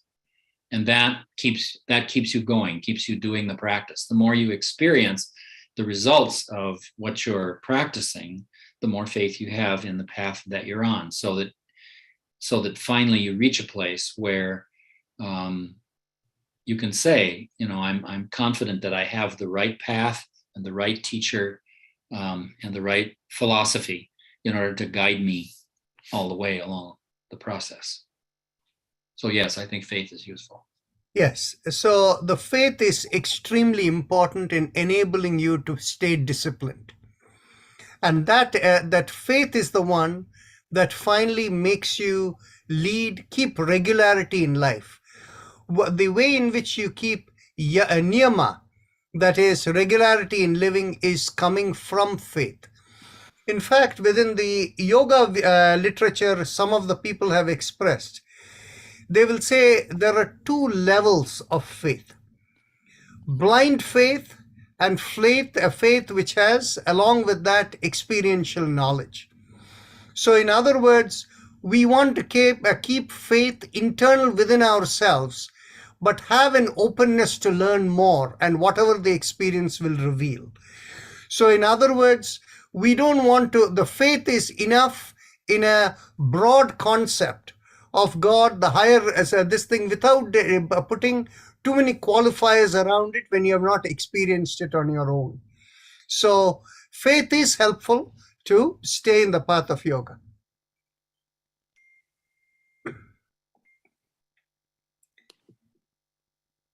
May I ask a question? Go ahead. I mean, since we are in this, it's about mental health. So should we think of it as people having mental health issues? Those that are lazy and tamasic would want to take the allopathic medicines, and those who have this energy will go into yoga and try to get this resolved through meditation, etc. So what is the question? No, that is my question. I wouldn't demonize allopathic medications. They're certainly not perfect. And there can certainly be problems with them. And they are for the most part, they are no absolute solution to a mental illness. But when somebody's physical health is so compromised by their mental illness that they can no longer refresh and restore themselves, then they need to take some medication, at least for a while, to get their physical body back in balance again. There are some kinds of mental illnesses, schizophrenia and bipolar disorder in particular, where many people will need to take medication probably all their life, because those typically are, they really are physical illnesses, bipolar disorder in particular. And, you know, once a person finds the right balance of medications with bipolar disorder, they can live for a long, long time without any mania or depression. I had one client who, when I finally realized that his problem was bipolar disorder and we got him on the right medication, for the next 20 years, he didn't have a single episode, and I only saw him about once a quarter just to make sure things were okay. So I'm not rigid about that in any way. I think though different systems of medicine work at different levels. Allopathic medicine works at the level of the physical body alone. Ayurvedic system is primarily preventative. It's much more successful in a preventative way than it is in treating acute illness. Homeopathy works entirely at the level of pranamaya kosha. There's nothing physical about it, which is why the physicians are so critical about it, because they can't come up with a chemical that's doing what it does, because it's not chemicals that's doing what it does. It's a whole different way of thinking about medicine. And if I had 10 more years of psychotherapy practice ahead of me, I would probably go and get trained as a homeopath, because I think it's a much better system of medication for psychiatric problems, actually. So all of these things can work in collaboration with each other. They don't have to be systems that are fighting about who's right, because they work at different levels. There's a great book about this by the quantum physicist Amit Goswami called The Quantum Doctor, where he talks about how these different systems fit together in terms of thinking about quantum mechanics. It made a lot of sense to me when I read that. So the way in which I would look at it is exactly the same way. I will say that we need to look at the way you use a crutch. When you fall down, you have a sprain or you have broken a leg, you're using the crutches till such time you're restored. Now, if there is some kind of such a serious injury where you're disabled for life, then you have to use the crutch for all the time, then you need to do it. So in other words, for people, depending upon who they are, you learn to work with it. And finally, it is my view that once we are able to internally lift ourselves and be guided by the source, in other words, you surrender to God, then whatever is the right solution for you will open. And we cannot say that any one door that opens is not the right door. We need to be open to everything. Right. Yeah, I understand both of your point of view. My question was more in terms of people who are kind of able-bodied and can follow yoga practices. Instead of going into taking medication, I understand they have to get to a point where they have to be able to do meditation or do some yoga practice. But once they can get to that point where they can follow some yoga practices, I was talking more in terms of that kind of a scenario. No, when a person has a high level of inner awareness, whatever path is right for them unfolds naturally. So there is no problem. Okay. However, when a person has not reached that stage, that is their karma where they need to be. They need to make use of whatever is there in front of them. And I don't think it is appropriate for us to judge what is right for the other person. Right. Even when somebody needs to take medication, if they do the yoga practices, probably they will need less, without a doubt. I mean, yoga is almost always helpful in those situations if people have the energy to do the practices, even just being aware of your breath. it certainly will contribute positively to their mental health. So Anita Rao, you had a question, go ahead, or comment, go ahead. I have a question for Stomaji. I know actually he's my relative, and from childhood he's been given some drugs for anxiety, for OCD and things like that. And now he's in his early 30s and nothing has changed, and he keeps going to a psychotherapist. So I was wondering, do you do online, I mean on Zoom psychotherapy?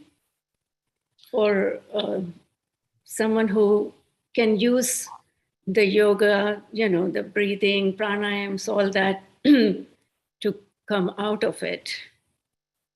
Well, theoretically, I'm retired.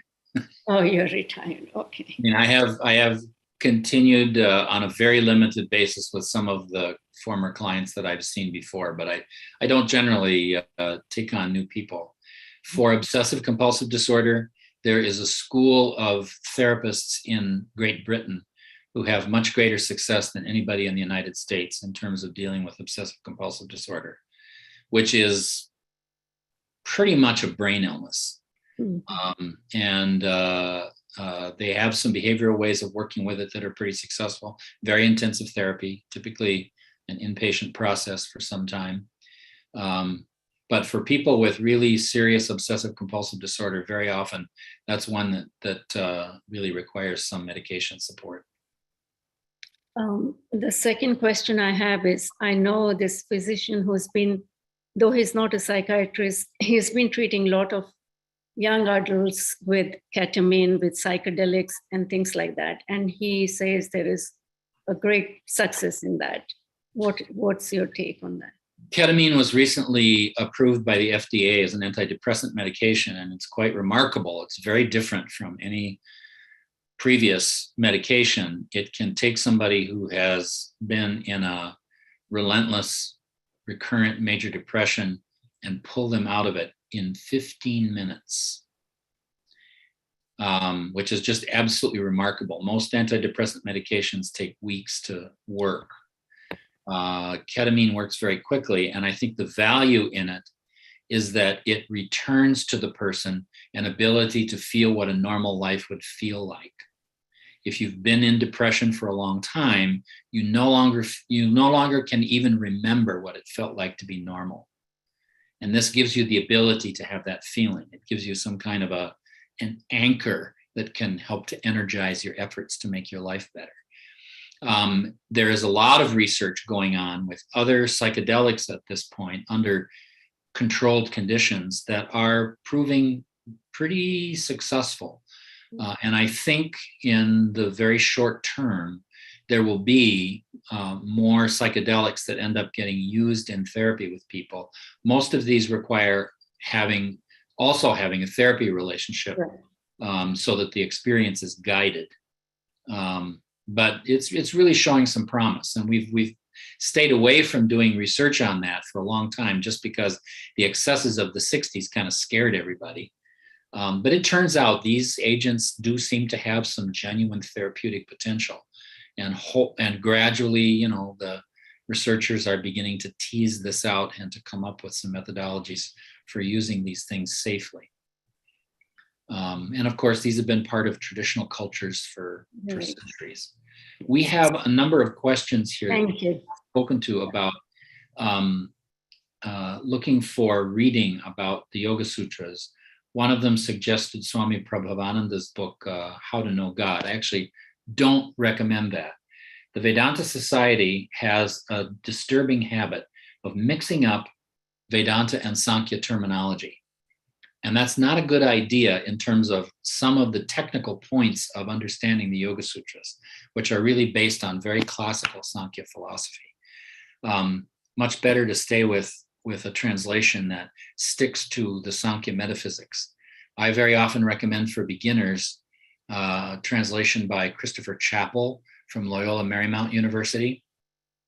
There's also a very interesting one from India by a yogi named Bengali Baba. We have wondered in my tradition for a long time whether this is the same Bengali Baba that was the guru of Swami Rama. There's no way to know whether it is or not. I asked the publishers some years ago where their grandfather got the manuscript for this book, and nobody knows.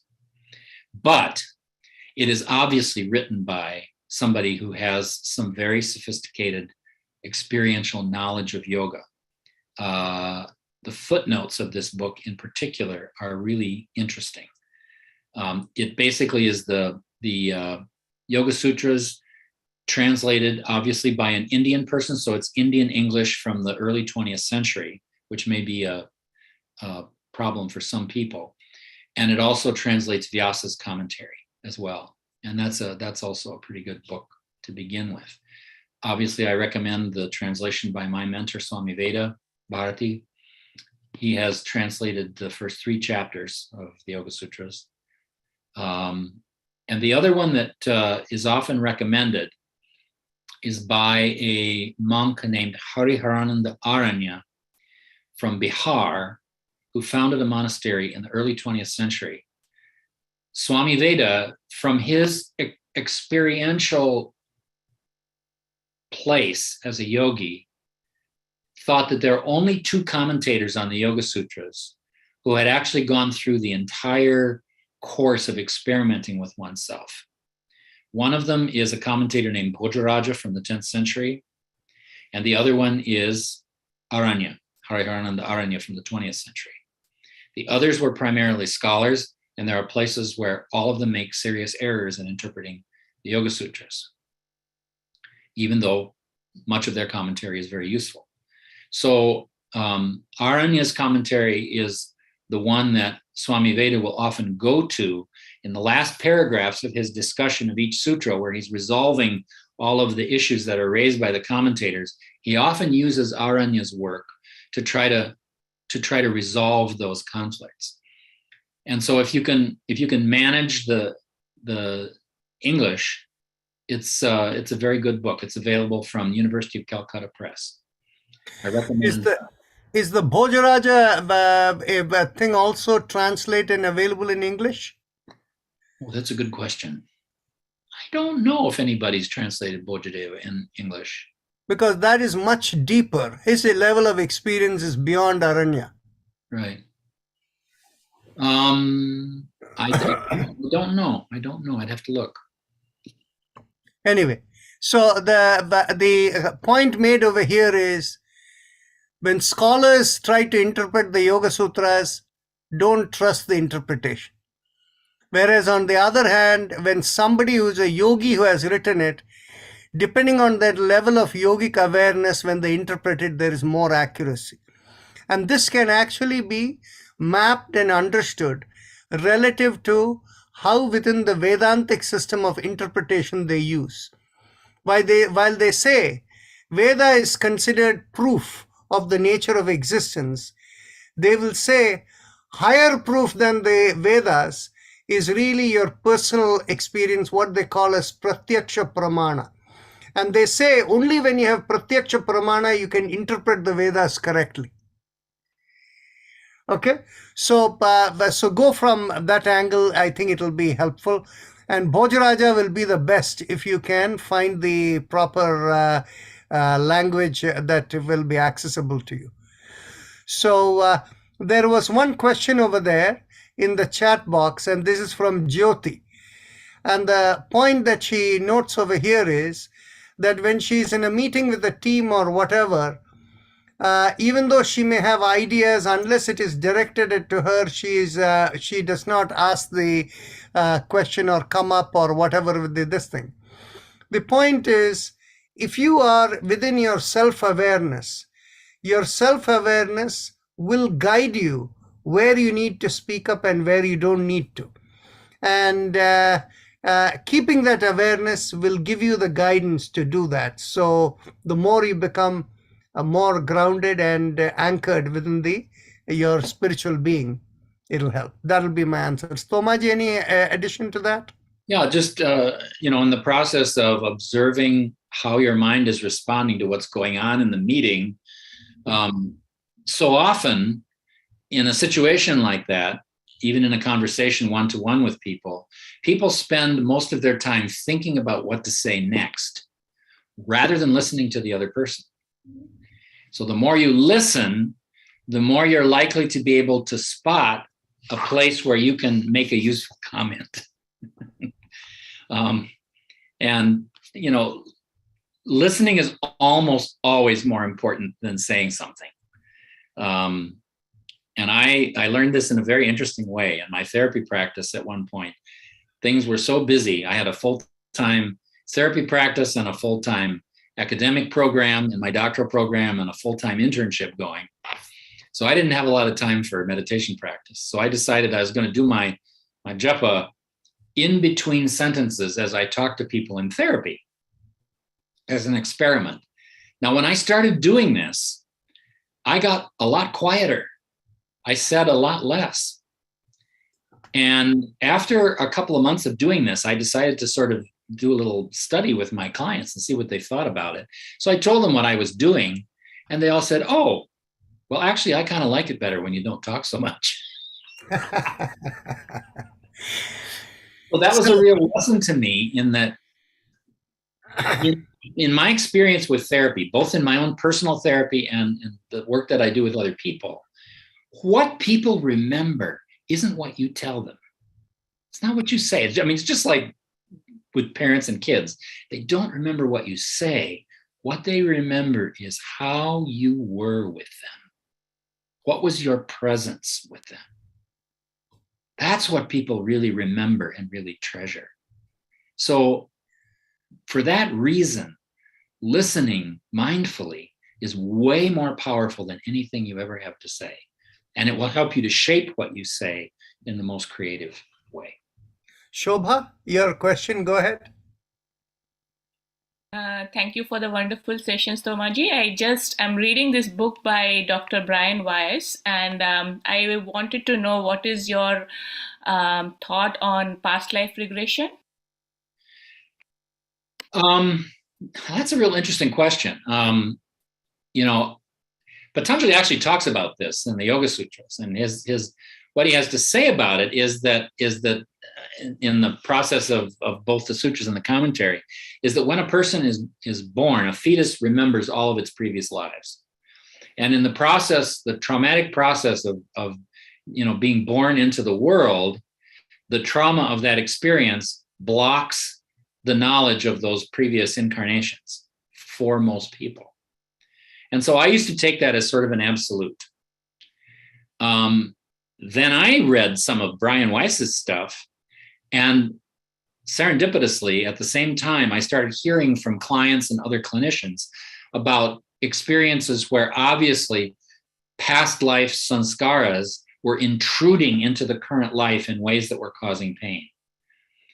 And so I actually have done some past life regression work with people in hypnosis, and it's been useful. And one of the things that sort of changed my mind about this was a fellow therapist called me up one day and asked to go to lunch. He said, I got a story I want to tell you.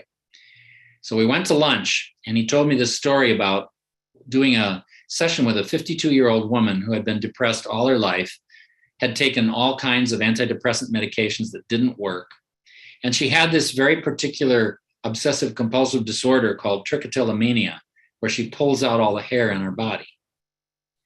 And normally, Trichotillomania, like a lot of other obsessive compulsive problems, is a brain disease that's pretty much cured by medication, probably by meditation too, but usually people also need some medication.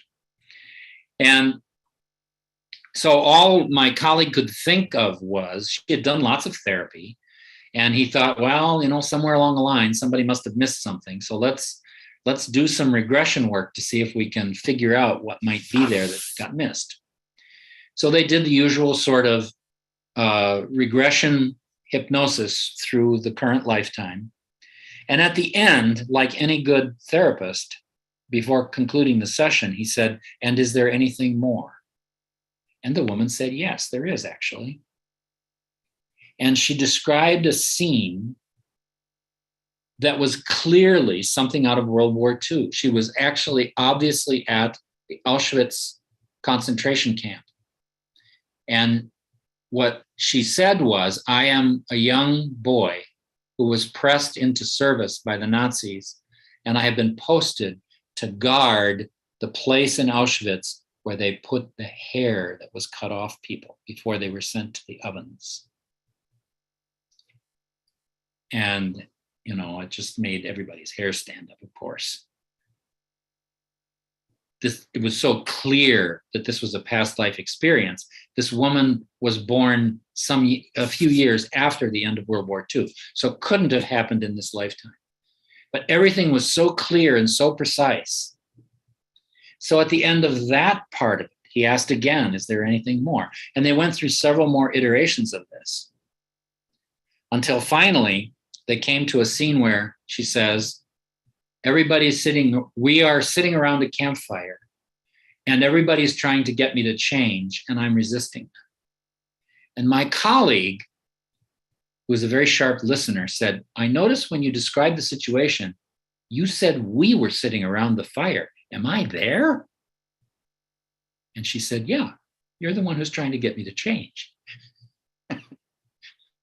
And so again, like any good therapist, my colleague asked her, well, are you going to listen to me this time? And she said, well, I guess nothing else has worked. So they ended the session and came out. He saw her a month later, depression gone, off all the meds, hair grown back. It was an absolute cure. And this is such a clear example of a past life sanskara that was so powerful that it intruded into the current life. And I think in those situations, past life regression hypnosis is definitely indicated and useful. I don't really believe in fishing expeditions. You know, as far as my past lives are concerned, mostly I don't want to know about it because I didn't get realized in those lives. So let them go. You know? So, Stomaji, I'll ask another question over here.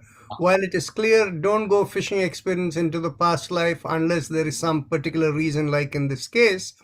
Now, if this thing about gender dissonance that people have, like this person who was a young boy was born as a woman in this later life, and there are people who go through gender identification where they have a physical body of one gender, they orient towards another this thing. How do you understand it, and what are the mental health issues? Well, you know, this was part of Swami Rama's understanding of homosexuality. He said, these are people who are making a transition from a number of lives in one gendered body to another gendered body, and it's creating some confusion in their mind. You know, and my own experience with it, since I'm a gay man, was that, you know, my own confusion was mostly about giving in to being persuaded by society to try to live a sexual orientation that was not me, you know, trying to be a fake heterosexual. That was my mental illness. And it took a while to get over that. So it's a really interesting question. And there are a lot of different levels to it. I mean, I have certainly worked with a number of transgendered people, and in almost every situation, I have never had a problem with calling them by the pronouns that they felt they were inside. In one case, I had a person who was previously seen by someone else in our clinic, actually, as a woman, and I saw that person in the process of transitioning to being a male, a transgendered male. And you know, it never occurred to me to call him by the female pronoun. And what was very interesting is part of what I learned about this is with female to male transsexuals, very often where you can sort of judge the depth and genuineness of their gender identification is in how they respond to taking testosterone. Most of the time, for example, heterosexual women who take testosterone for various cancer situations will usually say to their doctor, get me off this stuff. I am angry all the time and I am so sexual I can hardly stand myself. When a transgendered person takes testosterone, like my client did, what happened with him was this awareness of, oh, that's how it's supposed to be. It's totally different. We have time Great. for only one last question. Somebody has the hand up. Okay. Shashi, go ahead, and we'll close with that.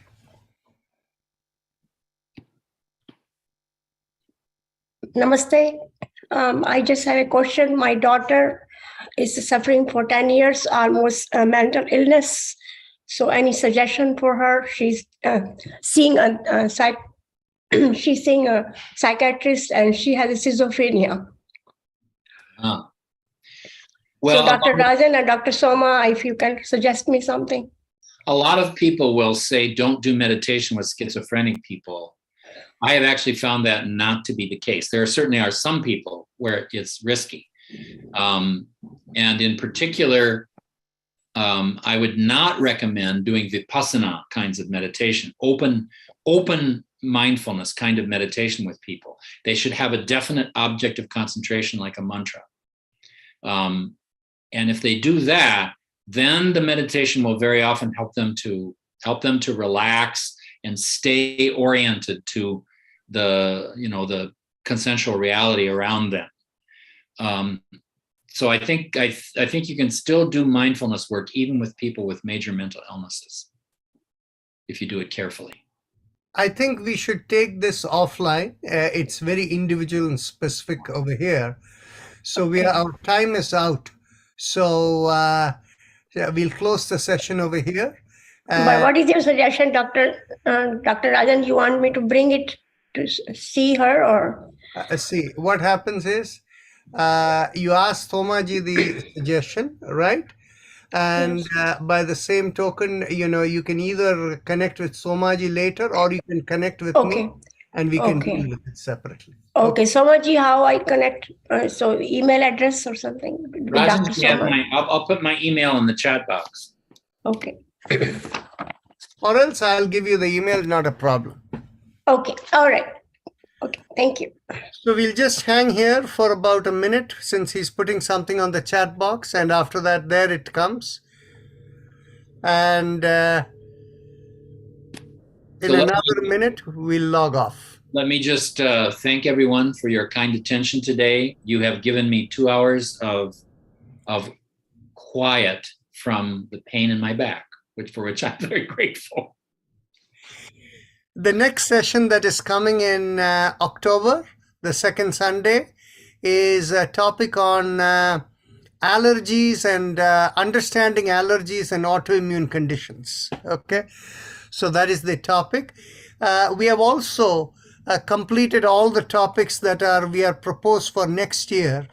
I can show you on the screen. If any of you have any suggestions beyond that, we can, of course, take any input from anyone.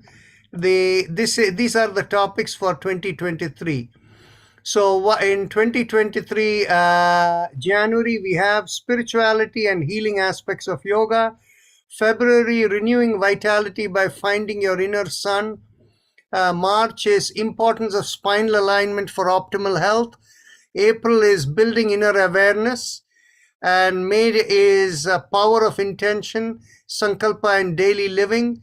June is importance of retreats in cultural settings. July is factors governing your food digestion and importance of one's attitude towards food. August is importance of yama and niyama and yogic lifestyle. September is understanding graceful aging. October is swadharma, duty or desire, learning to manage stress. November is accepting our role in family and community. December is strengthening the immune system with yoga. So these are the topics which we have put together for next year. So if there are any thoughts, any suggestions, please feel free to send us an email. So with that, we will close over here.